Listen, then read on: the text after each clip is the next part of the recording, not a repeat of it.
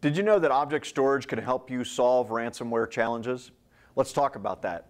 So if we look at ransomware, what are the primary targets? Number one target far and away, Windows file servers, right? Secondary target is NAS systems. What do they go after? Well, they go after any unstructured data in most cases, typically user files. And so what's happening is during the course of the day before the ransomware strikes, of course, users are creating files and they're modifying files.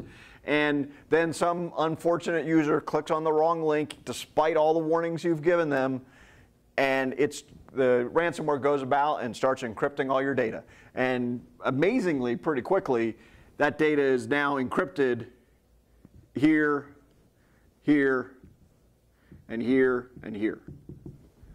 And then now you're in a really bad situation. Because even if you did backups, which would have been great, when did you do your backup? 6 o'clock last night probably. Let's say the encryption happens at 1 o'clock the next day.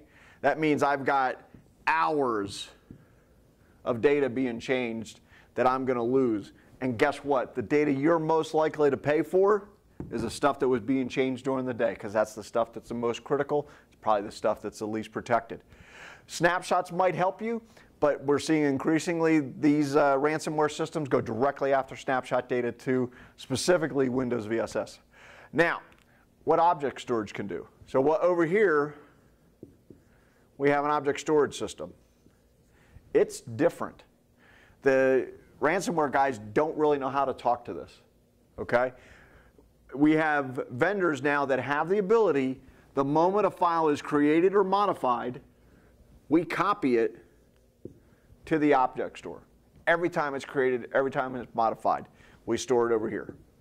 Now that sounds like a little daunting, but remember the cost per gigabyte over here is very inexpensive. We can also control how many versions of that file we keep, so we can kind of clean it up after a while as well.